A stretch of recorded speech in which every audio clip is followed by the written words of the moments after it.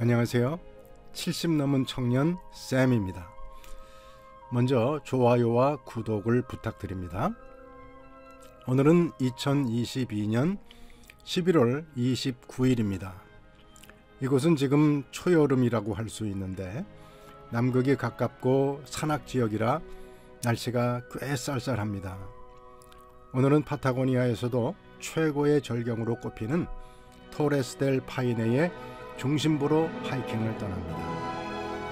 그런데 어제부터 몸살 감기 기운이 있고 몸 상태가 좋지 않습니다. 그렇지만 도전합니다. 자, 같이 떠나보시죠. 지도에 초록색으로 보이는 곳이 토레스 델 파이네 내셔널 파크이고 이곳은 파크의 지도입니다. 지도 상단에 붉은 삼각형들 그리고 거기 산들 이름이 나와 있죠. 오늘은 그 봉우리들의 중심으로 들어가게 됩니다. 토레스 델 파이네라는 말은 파이네의 탑이라는 뜻으로 파타고니아 원주민의 언어로 파이네는 파란색을 뜻한다고 합니다. 토레스 델 파이네는 세 개의 화강암 봉우리들을 비롯해서 해발 2,500m 이상의 설봉들이 장관을 연출하며 하늘을 찌를 듯이 솟아있고 거대한 빙하에서 녹아내린 물이 만들어낸 호수는 에메랄드빛을 띠고 있는 곳입니다. 빙하와 만년설, 호수와 강, 숲과 습지가 어우러져 태초의 풍경을 선사하는 이곳은 많은 사람들이 세계에서 가장 아름다운 자태를 가진 산으로 꼽고 있습니다.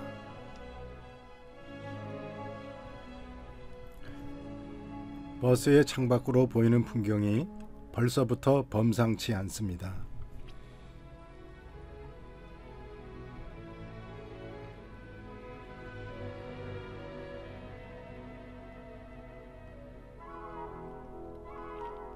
두 시간 정도를 달려 토레스 델 파이네 내셔널 파크 웰컴 센터에 도착했습니다.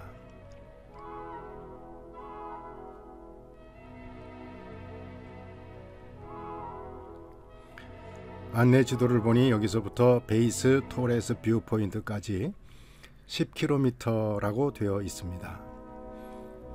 거기까지 갔다가 다시 이곳으로 돌아와야 하니 왕복 20km 12.5마일입니다.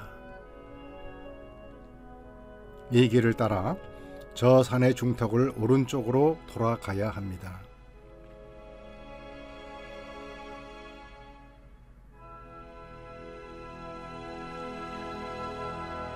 올라가다가 아래를 내려다보며 한껏 찍었습니다.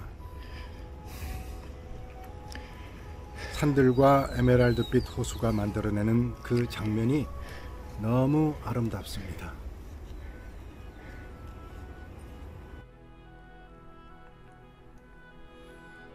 계곡에는 빙하가 녹은 강이 흘러내립니다.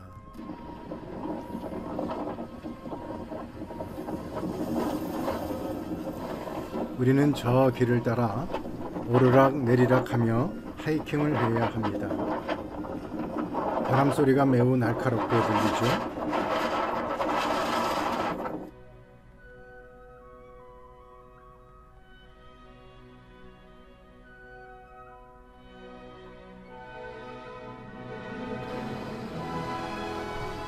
그러나 계곡의 물소리는 참 정겹게 들립니다.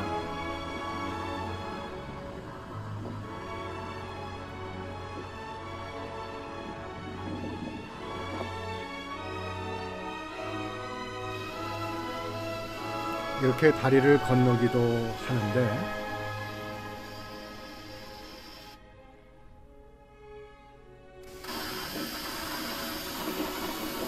수량이 제법 많고 물살이 거셉니다.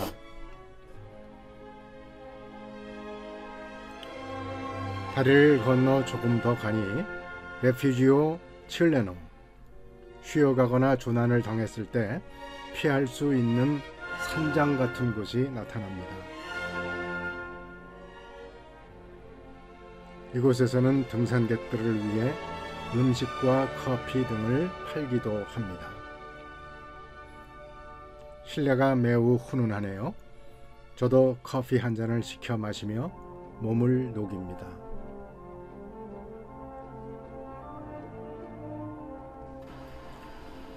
잠시 쉬면서 새 힘을 얻은 동료들이 다시 출발 준비를 합니다.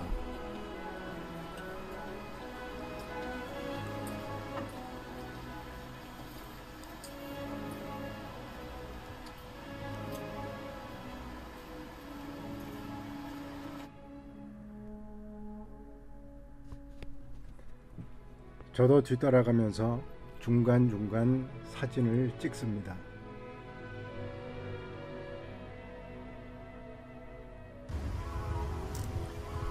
사진이 있어야 시간이 지난 후에라도 이 추억을 더 생생하게 기억할 수 있을 테니까요.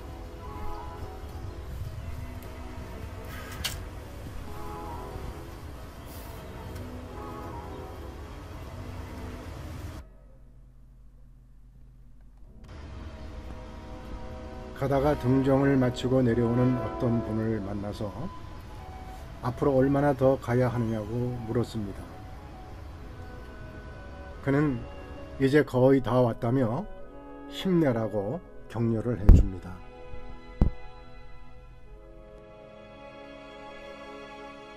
조금 더 가니 사방을 조망할 수 있는 탁 트인 곳이 나옵니다.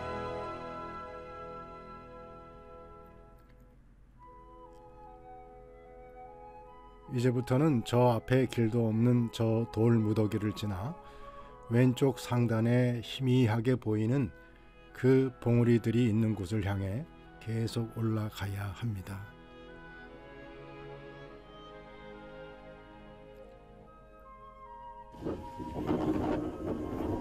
그런데 저의 체력이 거의 한계에 도달했습니다. 몸살 감기로 인해 몸 상태가 좋지 않기 때문입니다. 지금까지 거의 90%를 왔고 10%만 더 가면 됩니다. 힘을 쥐어짜면 물론 저기까지 갈 수는 있습니다. 그런데 내일도 만만치 않은 여정이 기다리고 있기에 끝까지 가야 할까? 아니면 내일을 위해 포기해야 할까? 망설이다가 여기서 돌아가기로 했습니다. 이 사진들은 저 위에까지 갔던 동료가 찍은 것이거나 다른 자료에서 가져온 것입니다. 정말 도전해 볼 만한 그런 장관을 연출하고 있습니다.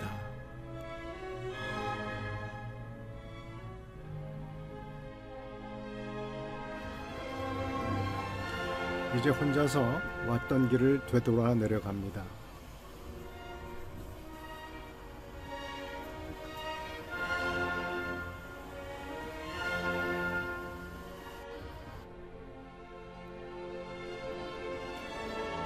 그런데 올라갈 때는 보지 못했던 풍경들이 눈에 들어오네요. 물줄기는 작지만 아름다운 폭포들,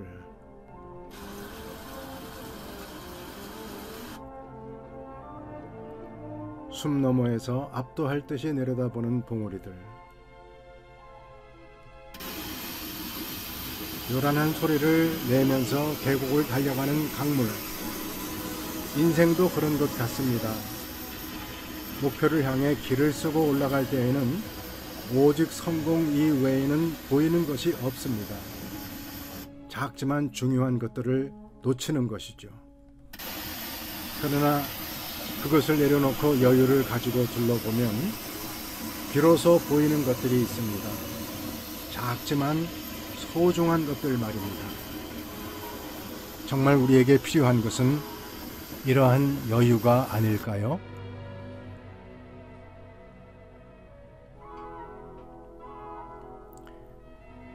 내려오다 다시 산장에 들렸습니다. 그곳에서 올라가면서 잠시 만나서 이야기를 나누었던 그 사람을 다시 만났습니다.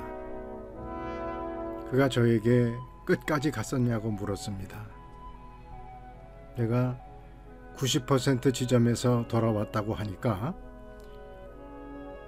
You know your limitation 하고 저에게 말합니다. 저는 이렇게 대답했습니다.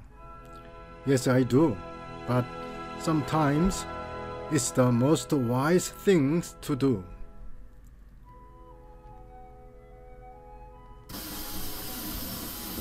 자신의 상태와 한계를 무시하고 억지로 올라가다 사고를 당하거나 다치는 것은 더 어리석은 일이니까요.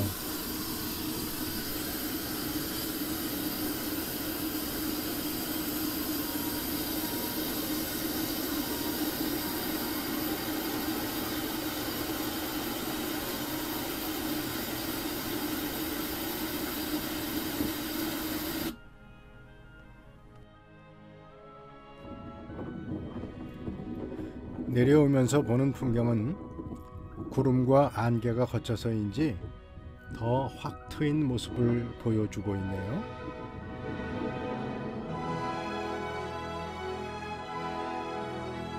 웰컴 센터에 내려와 하늘을 보니 풍경만큼이나 기묘한 구름이 떠 있습니다. 이것은 거대한 물고기 같고 이것은 거대한 독수리가 하늘을 날고 있는 것 같습니다. 구름도 주변 풍경에 뒤질세라 멋진 모습을 보여주고 있네요.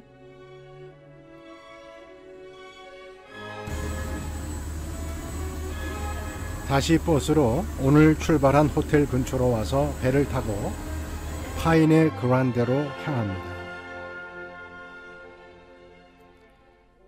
배를 타기 전 기다리는 동안 독일에서 온 필립이란 젊은이와 한참 이야기를 나누었었는데 배 안에서 그와 함께 사진을 찍었습니다. 여행의 기쁨 중 하나는 누구와도 스스럼 없이 친구가 될 수 있다는 것입니다.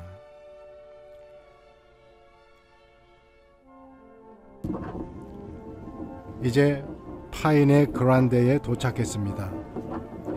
오늘은 저 텐트에서 하룻밤을 자야 하는데 저 제일 앞에 보이는 저 텐트가 저와 에프레인이라는 동료가 함께 자야 할 텐트입니다.